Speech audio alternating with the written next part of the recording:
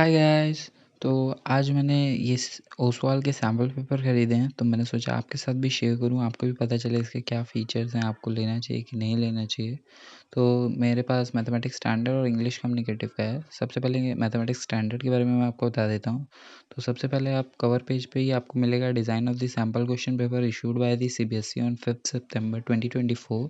इसमें आपको section A B C कितने क्वेश्चन थे, कितने मार्क्स आए, वो आपको सारा डाटा देगा। उसके बाद आप आगे बढ़ोगे तो आपको कंटेंट में इंडेक्स मिलेगा, जिसमें कि आपको 10 सैम्पल पेपर का इंडेक्स दिया रहेगा, जिसमें कि सबसे पहले 5 सैम्पल पेपर, फिर 5 सेल्फ असेसमेंट पेपर, और सेल्फ असेसमेंट पेपर के आंसर्स ही हाई स्कोरिंग चीट शीट के नाम से दिए हुए हैं। और ये जो सैम्पल पेपर्स हैं उनके सॉल्यूशंस में दिए हुए हैं। तो दोनों ही सेल्फ असेसमेंट पेपर और सैम्पल पेपर दोनों के ही आंसर दिए हुए हैं। और self assessment sample question paper solve वालों में जो पहला सैम्पल क्वेश्चन पेपर है वो वही सैम्पल क्वेश्चन पेपर है जो इस साल 5 सितंबर को 2024 में सीबीएसई ने रिलीज़ किया, और उसी के जस्ट बाद आपको सीबीएसई की ही मार्किंग स्कीम दिख जाएगी। इसी के साथ-साथ इसमें आपको बहुत सारे और फीचर्स भी मिलते हैं। 10 सैम्पल पेपर तो हैं, उसी के साथ-साथ आपको हैंड रिटन टॉपर्स आंसर भी मिलते हैं 2024 के। यानी पिछले साल ही जो टॉपर्स के आंसर थे, जिन्होंने 100 आउट ऑफ 100 पाया या 99 आउट ऑफ 100 पाया, उनके आंसर्स क्या थे वो भी मिल जाते हैं। तो आगे देखते हैं सीबीएसई के सर्कुलर, नोटिफिकेशन, सिलेबस, इसमें आपको सब मिल जाएगा।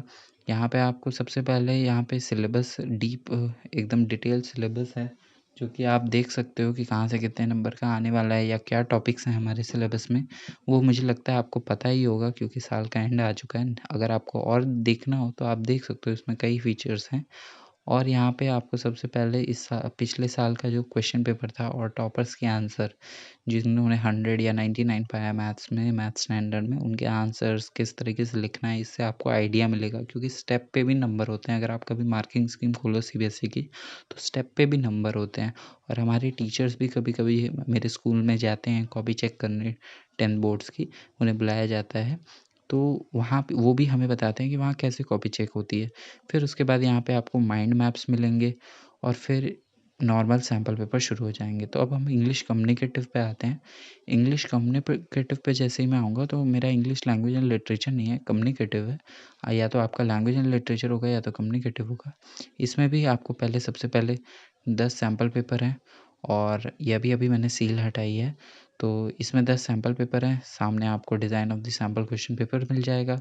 इसमें भी आपको 5 sample question papers, mind maps, grammars sheets जो हैं, और सेल्फ असेसमेंट पेपर, और सैम्पल क्वेश्चन पेपर के आंसर, और सेल्फ असेसमेंट पेपर के आंसर दिए हैं चीट शीट के नाम से लास्ट में। मैं आपको बता दे रहा हूँ, क्योंकि वहाँ पे लिखा होगा कि अनसॉल्व्ड है, इसके आंसर आप वेबसाइट पे जाके लीजिए। नहीं, पीछे चीट शीट के नाम से ही दिए हुए हैं।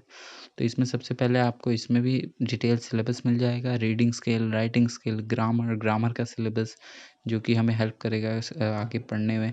और यहाँ पे भी आपको पिछले साल का क्वेश्चन पेपर, माइंड मैप्स, और जो भी ग्रामर की शीट्स हैं वो भी मिलेंगे आपको। यहाँ पे पहले माइंड मैप्स हो गए, उसके बाद ये देखिए ओसवाल ग्रामर चार्ट्स करके यहाँ पे जो ग्रामर शीट्स हैं, ग्रामर टेबल्स हैं, ग्रामर फार्मूलाज हैं, वो आपके मिल जाएंगे। फिर इसमें भी उसी तरीके से जो इस साल का सैम्पल पेपर है वो मिल जाएगा। उसके बाद आपको ओसवाल के सैम्पल पेपर्स मिल जाएंगे। तो इस तरीके से ये मैथ स्टैंडर्ड और इंग्लिश कम्युनिकेटिव के मेरे पास थे, तो मैंने आपको दिखाया कि ये कैसे हैं। आपको लेना चाहिए, मेरी तरफ से तो थम्स अप है। और मैं इन्हीं को अब सॉल्व करूँगा 1 महीने। तो मेरे चैनल पे अगर आप देखना चाहते हैं कि मैं इसे किस तरीके से सॉल्व कर रहा हूँ, कब सॉल्व कर रहा हूँ, तो मेरे चैनल को सब्सक्राइब कर दें। और यहाँ अब रोज़ एक स्टडी व्लॉग आएगा। Thank you, and please like, share and subscribe. Comment करना। बाय।